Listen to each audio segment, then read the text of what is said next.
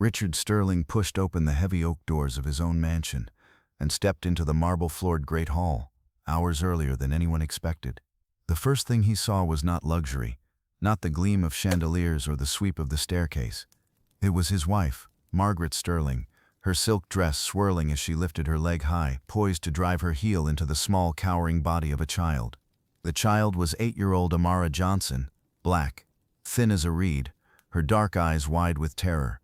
She was the daughter of the maid, and in that frozen instant she pressed herself against the wall like a cornered bird. Her mother, Evelyn Johnson, hurled herself forward, arms outstretched. Evelyn was in her 30s, black, strong from endless hours of scrubbing, cooking, carrying. Life had carved lines into her face far too soon, but her spirit remained unbroken. She flung her body across her daughters, shielding Amara with a mother's instinctive ferocity. Margaret did not hesitate. With a shove, sharp and practiced, she sent Evelyn sprawling onto the polished floor. The maid's cry echoed against the marble, her arms still clutching her child close as if her very bones might form a shield. And then came the silence. The grand hall, usually filled with the chatter of staff or the polite hum of dinner parties, was suddenly as quiet as a tomb. The maids froze with trays in their hands. A gardener's gloves dropped onto the tile. Someone gasped audibly. From the shadows at the back, a whisper slithered through the stillness. The master saw everything, and he does nothing. In this house, the mistress may do whatever she pleases. All eyes shifted to Richard Sterling. He stood in the doorway, tall, composed, his face carved into an expression of ice. Richard was 56 years old, a white billionaire whose empire in real estate and finance stretched across continents. He was known in boardrooms as a man who built empires through calculation, patience, and an unshakable will. His hair was silver, his eyes pale and unreadable, his posture that of someone who had long ago ceased bowing to any power on earth. Now he watched his wife, his maid, and the terrified child.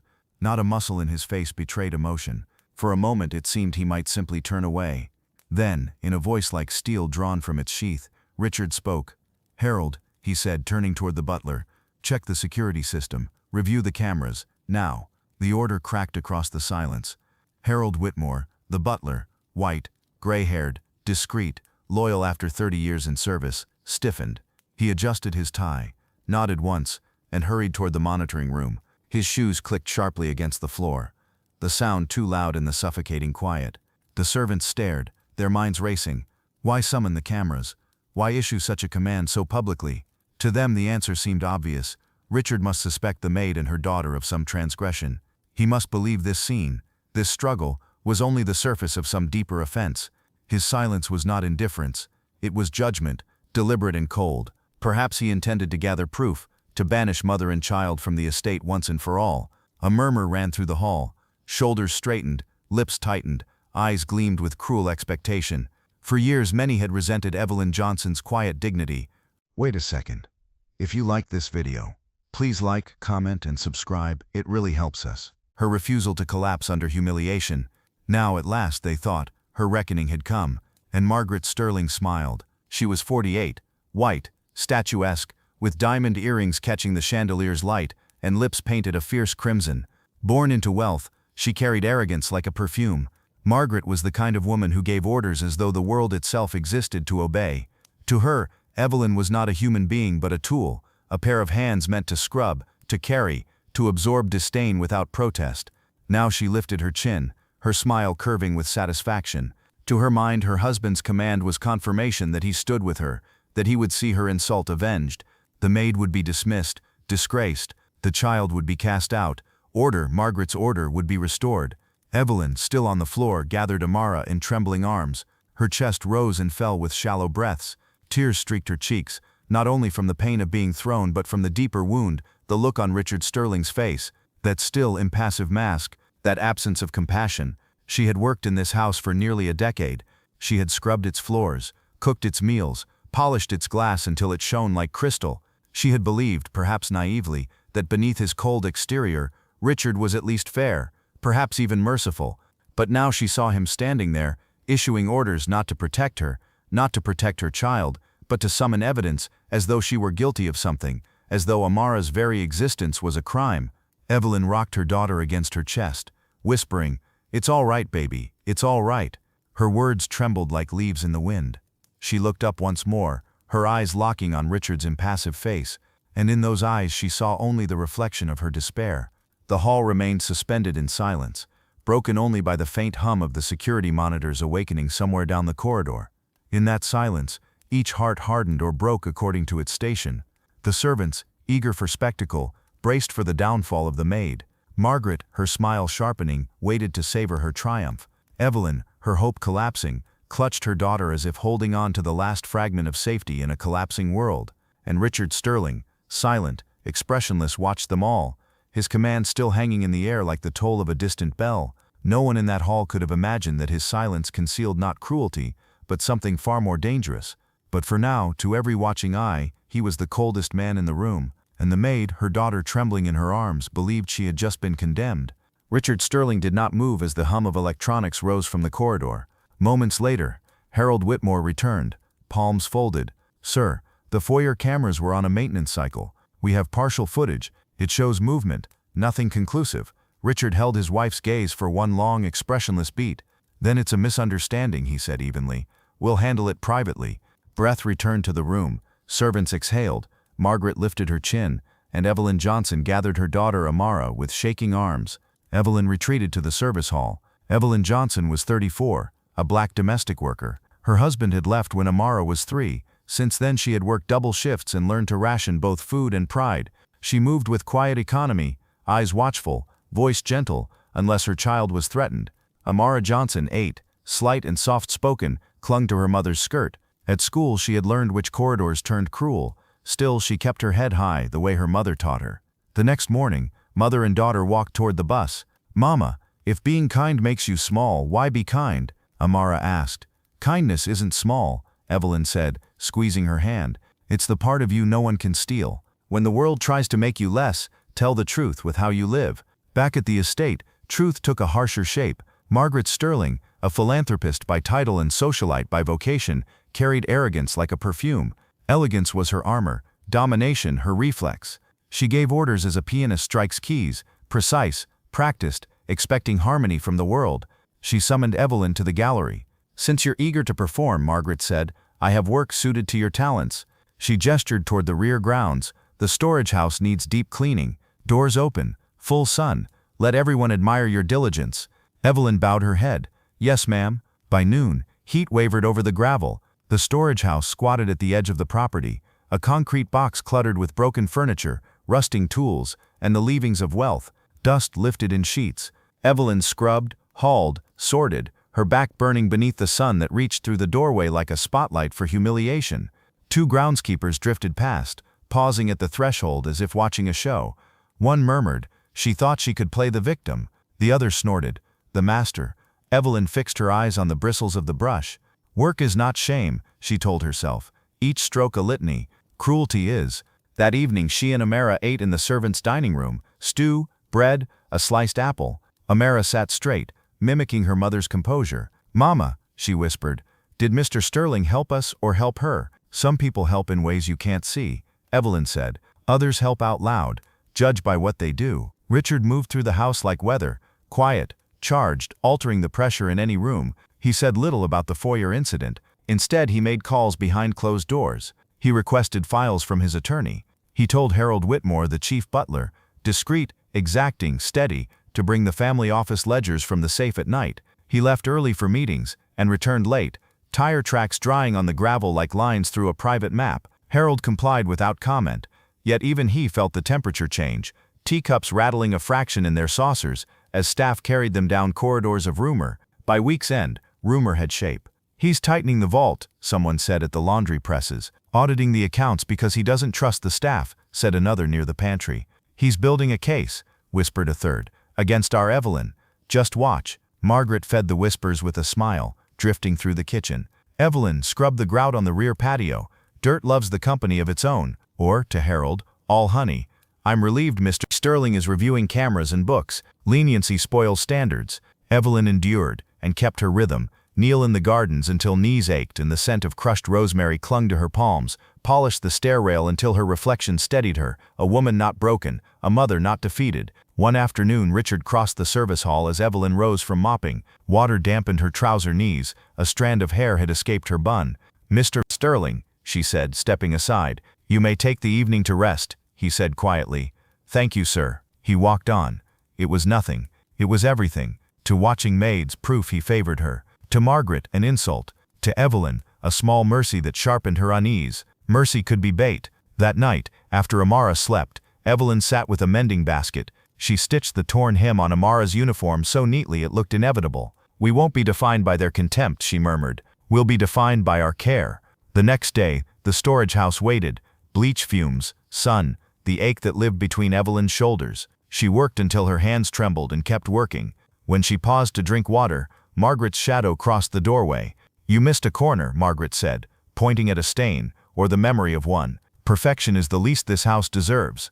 "Perfection is patient," Evelyn said before she could stop herself, then bent again to the brush. The shadow lingered, then moved on. That evening, Richard dined alone in his study. He reviewed spreadsheets, tapped a pen, placed 2 calls. When Harold delivered a locked case from the safe, Richard opened it with narrow focus. Inside lay financial statements, trust instruments, and a thin folder labeled Foundation. "He's closing ranks," one said. "The mistress wins," another shrugged. Evelyn washed the last dish, dried her hands, and looked through the tall windows at the garden. She had planted none of the white roses, but she watered them as if they were her own. In bed, Amara curled around a threadbare bear. "Mama," she murmured, "is a misunderstanding the truth with its back turned, but the truth knows how to turn around." Days passed. Richard's pattern held. Quiet orders, sealed envelopes, steps taken when most people slept. To the house, it looked like distance hardening into policy. To Margaret, it rang like vindication. To Evelyn, it felt like a slow door closing. She returned to the storage house, to the scrub brush and the heat, to the work that proved she was still here. As she knelt, a sentence anchored her like a post in the wind. "Character is what you do when someone powerful is watching, and when he is not." And all through the estate, the whisper moved like a draft under every door. The master had seen enough, and when the time came he would act. Most believed they knew where his judgment would fall. The day began as any other, the hum of wealth disguising the fractures beneath it. Yet by nightfall, every soul within the Sterling estate would learn that silence had been no shield. It had been the gathering of a storm. It was near midnight when Richard Sterling remained at his desk, a fortress of papers around him. The study smelled of polished wood and ink. He worked methodically, stacking files, cross-referencing statements, annotating margins. He moved not with the frantic energy of a man scrambling, but with the cold precision of one about to close a deal of unimaginable consequence. His assistant, Daniel Wright, a sharp 29-year-old aide with an MBA and a wardrobe of fitted suits, had been dismissed hours earlier. Daniel was loyal and ambitious, yet Richard rarely revealed more than a sliver of strategy even to him. Tonight, Daniel had left puzzled, wondering why his employer needed the late hours alone. When the last binder snapped shut, Richard rose. His silver hair caught the lamplight as he stood by the window, looking out into the black lawn. His eyes narrowed, as though calculating one last sum. Then he turned, rang the bell, and gave an order that rippled through the estate like a summons to judgment. "Gather everyone, staff, household, and my wife, in the great hall." The command was carried room to room. Servants startled awake, blinking sleep from their eyes, buttoning uniforms in haste. Harold Whitmore, ever immaculate even at midnight, straightened his tie as he relayed the message. Doors opened, slippers shuffled, whispers skittered down corridors. By the time Richard entered the marble hall, the household had assembled in a semicircle. Some leaned wearily on doorframes, others bristled with anticipation. Evelyn Johnson clutched little Amara Johnson against her side, the child's fingers gripping her mother's apron with white-knuckled fear. Margaret Sterling swept in last, her emerald robe cinched at the waist, irritation glinting beneath her polished composure. Richard strode to the center. "Harold," he said evenly, "the screen." The butler moved swiftly. Curtains drew back from the far wall to reveal a projection screen. A click, and the estate's secure system connected to the files Richard had prepared. The servants murmured. What kind of meeting required such theatrics? The first video appeared, black and white footage from the security cameras. It showed Margaret in the east corridor, her face twisted with fury, as she raised her hand against Evelyn. Another clip, Margaret in the garden, seizing Amara's arm and shoving the child to the ground. A third, Margaret laughing with visiting socialites, gesturing for them to watch as she hurled a bucket of dirty water at Evelyn, the guests joining her derision. The hall gasped, a maid covered her mouth, a footman muttered a prayer. Evelyn's head bowed as though the humiliation, replayed larger than life, could crush her anew. Margaret's voice cut through. "This is outrageous. Who dared tamper with these recordings? Who set this trap?" But Richard raised a hand, and more evidence rolled forward. Bank documents filled the screen. Ledgers, transfers, highlighted sums. Richard's calm voice narrated, over the past 2 years, funds meant for the Sterling Foundation's schools and clinics were diverted. Millions shifted into private accounts, then spent on jewelry, designer wardrobes, and secret properties in the south of France. They had ironed those gowns, cataloged those jewels, cleaned after those parties. Now the ledger explained what their labor had cost. Margaret's composure fractured. Lies, she screamed. She lunged forward, clawing at the air as if she could tear the numbers from the wall. This woman, she jabbed a manicured finger toward Evelyn. She set me up. She and her brat planted this. Evelyn flinched, clutching Amara tighter. Tears streaked her face, but her silence carried more dignity than Margaret's rage. Richard did not raise his voice, but each word fell like a gavel. Enough. For months I have been silent, not from complicity, but from necessity. Silence allowed me to gather proof. I was not investigating my staff. His gaze swept the room and landed squarely on his wife. I was investigating my wife. Gasps fractured the hall. The servants looked from master to mistress, disbelief burning into awe. Margaret's face blanched, then flushed crimson. Evelyn's knees weakened. She sank into a chair. Amara pressed against her. She wept openly now, the sobs of one who realizes her suffering had not been ignored, that the cold mask she had feared had concealed not cruelty but resolve. God forgive me, she whispered into her daughter's hair. I thought he meant to destroy us. Margaret erupted. She hurled a vase, its shards scattering across marble. You betray me before servants? Before them? She tore at the papers on the table, scattering files. You'll regret this, Richard. You'll crawl back when you see what life without me becomes. Richard's expression did not waver. I regret only one thing, mistaking a polished exterior for character. I do not require a companion of wealth or breeding, but I will not endure a soul corroded by cruelty. Margaret froze, chest heaving. For the first time, her authority faltered. Richard turned back to the staff, his tone measured. Every document you've seen has already been secured with my attorneys. The law will have its turn. But tonight, the truth belongs to this household. Let no one claim ignorance of what has been done here. The servants stood stunned, whispers weaving into currents of disbelief and relief. For years they had known cruelty without recourse. Tonight, in one unrelenting hour, the axis had shifted. Margaret, cornered, snarled once more at Evelyn. You think you've won? You think crawling beneath his pity will save you? You'll never be more than dirt beneath this family's feet. Evelyn lifted her head, eyes wet but steady. Dirt feeds the roots, she said quietly. It gives life. What you call low is what makes things grow. Richard regarded his wife one last time. I misjudged the woman beside me, but I will not misjudge again. The night ended with Margaret pacing like a trapped animal, staff clustering in cautious awe, and Evelyn holding Amara close, heartbroken yet strangely lighter, as though a stone had been lifted, even as another awaited. The storm had broken, yet the ruin it left was only beginning to show. The silence after Richard Sterling's declaration was thick enough to press against the lungs. Margaret Sterling stood rigid, her emerald robe clutched at the throat as though fabric could shield her from the words just spoken. But words once released could not be stuffed back into silence. Richard's voice was low, deliberate, effective immediately. Margaret Sterling is stripped of authority within this family and within my company. Every document you have seen tonight has already been submitted to council. The law will take its course. And I, his gaze settled coldly on his wife, will take steps toward divorce.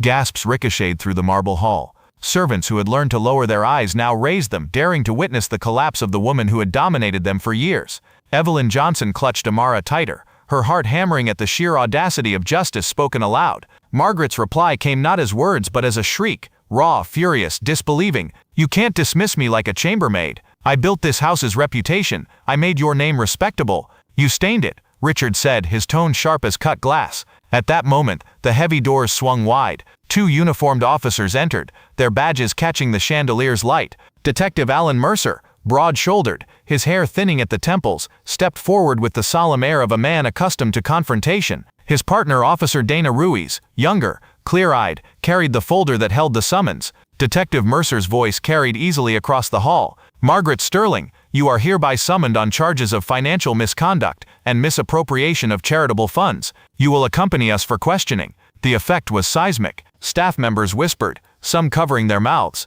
A footman crossed himself. Margaret's knees buckled, yet pride stiffened her spine. This is absurd. Richard, stop them. You can't let them drag me out like a criminal before the servants. Richard remained immovable. You dragged yourself here. The officers closed in. Margaret tried to twist free, shouting curses that bounced harshly against the marble walls. Evelyn shielded Amara's eyes, whispering, "Don't look, baby. Justice doesn't need your fear to stand tall." The procession moved through the hall, Margaret flailing, officers firm, the staff murmuring in awe. The once untouchable mistress was led out beneath the weight of her own deeds. The great doors slammed shut behind her, leaving the estate in stunned quiet. By morning the world knew. Newspapers carried headlines, "Sterling heiress accused of embezzlement." News anchors spoke with clipped urgency. The Sterling Foundation, long hailed for its charitable work, is now under scrutiny. Evidence suggests millions diverted for personal luxuries. Camera crews crowded the estate gates. Former allies distanced themselves overnight. Social media seethed with outrage, the wealthy abusing charity,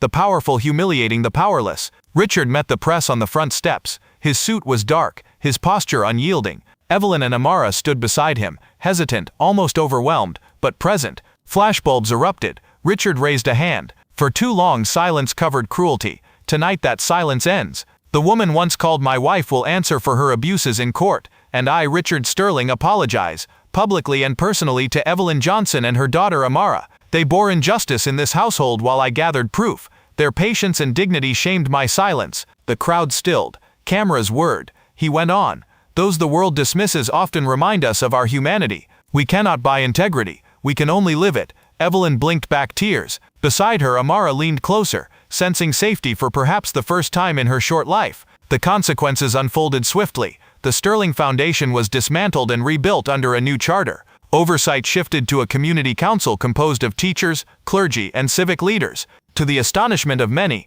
Evelyn Johnson was invited to join as an advisory member, a voice not of privilege but of endurance. Reporters called her a living witness to the dignity charity was meant to serve. For Amara, the change was profound. She was enrolled in a respected private school. No longer did classmates mock her shoes or her accent. She carried new textbooks, sat at a clean desk, and raised her hand without trembling. When asked what she wanted to become, she whispered, "A lawyer, so truth never hides again." Evelyn remained in service, though her work was transformed. She cooked, cleaned and tended the garden not as a woman crushed beneath scorn but as one who knew her worth. Each sweep of the mop, each trimmed rosebush, became an act of honest labor freely chosen, not humiliation imposed. She often told Amara, "Work is not chains. Work is what we give the world. Chains are when others try to strip the meaning from it." Among the staff, respect replaced sneers. Conversations softened when Evelyn entered a room. Some even apologized awkwardly for past cruelties. Evelyn answered with quiet grace, "Let's live better forward. That will be apology enough." As for Margaret Sterling, her downfall played out in stark detail. Cameras caught her entering courtrooms in muted suits, the gleam of diamonds stripped away.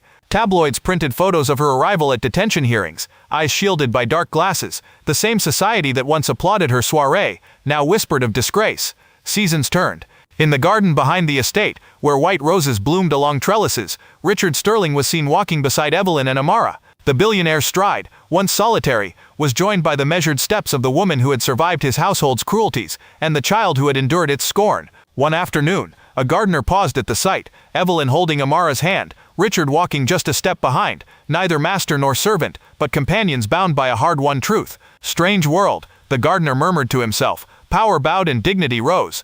And perhaps that was the truest justice of all, not only the punishment of the guilty, but the recognition of the worthy. In the end, this story reminds us that silence can wear two faces. One is the silence of complicity, the turning away that allows cruelty to thrive. The other is the silence of patience, the gathering of truth until justice cannot be denied. Richard Sterling's household revealed both.